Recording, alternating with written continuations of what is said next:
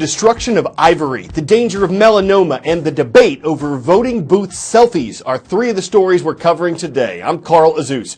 We'll start in Kenya. It took 10 days for officials there to build the 12 actual ivory towers that are now burning. They're both priceless and worthless. The piles of tusks from 8,000 elephants, the horns from more than 340 rhinos, exotic animal skins, sandalwood bark. It's all being intentionally burned in the largest torching of illegal wildlife products ever. Kenya's president says his country has lost as many as 70% of its elephants. Poaching, the illegal killing of animals, claims the life of an elephant every 15 minutes, and a record number of rhinos were poached last year. Critics say destroying these materials will actually increase their value on the black market and increase poaching. But supporters say it hasn't in the past and that the burn's as symbolic as it is destructive. The fire is crackling loudly and you can feel the warmth of it from far away, and the smoke is quickly filling the air. In some parts of the world, this would be considered ludicrous. In fact, there's been a lot of controversy surrounding this burn. 105 tons of ivory, 1.35 tons of rhino horn literally going up in smoke. That's an estimated black market value of $172 million. Now, no more.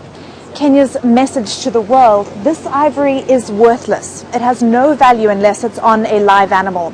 It's not the first burn in Kenya's history. Kenya first began burning ivory in 1989 and initially saw good results. Experts attribute this recent scourge in poaching to Asia's voraciously growing appetite for ivory, particularly in China. This is the biggest ivory burn in the world's history. It's left 12 pyres of contraband like these blackened with smoke in a fire due to last for more than a week. But Kenyans hope this will change perceptions forever. Robin Creel, CNN, Nairobi National Park, Kenya. Next up, chaos in the Middle Eastern nation of Iraq.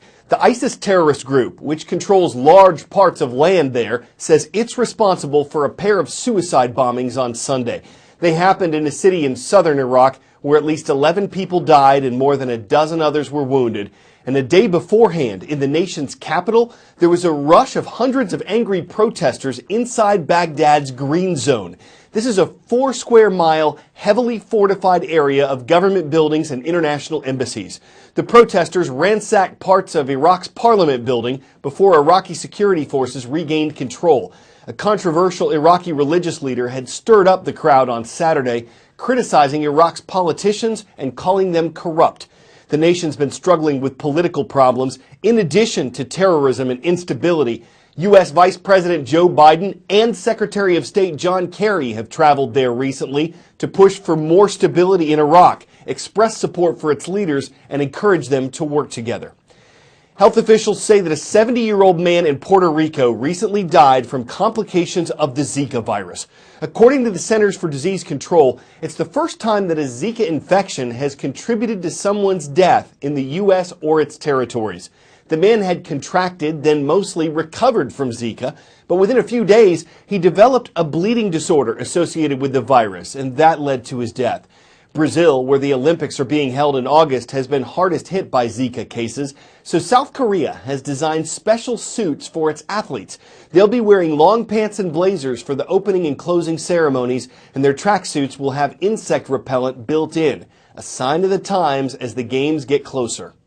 Zika, a virus unheard of 70 years ago, is exploding around the planet, creating what the World Health Organization calls a global health emergency.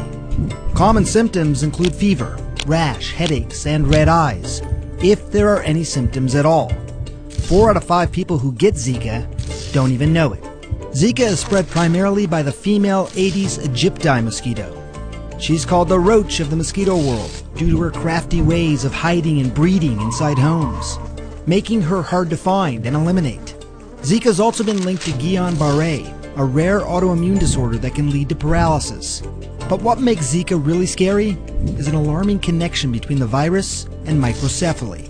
That's a neurological disorder where babies are born with small heads and small brains, with severe developmental issues, even death. Some countries are so concerned they are warning women not to get pregnant. While in the United States, CDC officials are telling pregnant women not to travel to any of the countries where Zika is circulating. Scientists are working around the clock to attack the virus, but as of yet, there's no vaccine or medicine to treat Zika. So protect yourself by using and reapplying insect repellent, wearing thick, long-sleeve shirts and pants, and staying inside in screened air-conditioned rooms in areas where Zika is active. And be sure to remove any standing water where mosquitoes can breed.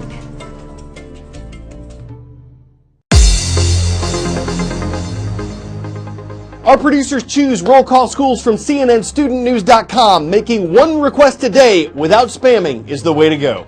P.E. McGibbon Public School commented on Friday's transcript. It's in Sarnia, Ontario, in the nation of Canada. We also heard from Buckner Alternative High School. Shout out to our viewers in LaGrange, Kentucky. And finally, from Weston, Connecticut, please welcome the Warriors. Weston Middle School rounds out our roll. Melanoma Monday doesn't really have a good ring to it, and that's the point. It's the start of Melanoma Skin Cancer Detection and Prevention Month. This is an awareness campaign by the American Academy of Dermatology. It goes on every year at May to get people's attention about skin cancer. The organization says 1 in 5 Americans will develop some form of skin cancer in their lifetime. The event aims to tell people, particularly those who spend time in the sun, what to watch out for. Melanoma is the most dangerous form of skin cancer. A melanoma is a cancer that begins in the skin cells. The face and the neck are common areas for melanomas to appear. For men also, the chest and the back. For women, the legs. Exposure to UV light, such as the sun, causes most melanomas. When melanoma is caught early, it's almost always curable. In fact, when you look at people where melanoma was caught early, 5 years later, 97% of them are still alive. But when melanoma is caught late, it is extremely deadly. When you look at melanomas that are stage 4, that's the most advanced, 5 years later, only 15 to 20% of those people are still alive. Unfortunately, melanoma is particularly likely to spread to the brain. When you look at people with stage 4 melanoma, 60% of those patients will develop brain tumors. There are various treatments for melanoma. It can include surgery, radiation, chemotherapy, and the use of targeted newer cancer drugs. Now, some melanomas can't be prevented, but some can. So the most important thing is to stay out of the sun as much as you can, and if you are in the sun, cover up with clothing or with sunscreen, and certainly don't use tanning beds. The American Cancer Society recommends that you check your body once a month. Look for moles, look for new moles, and also for changes in moles that you already have. Should American voters be allowed to take selfies in the voting booth? Snapchat is now one of a few different groups fighting against bans on ballot box selfies.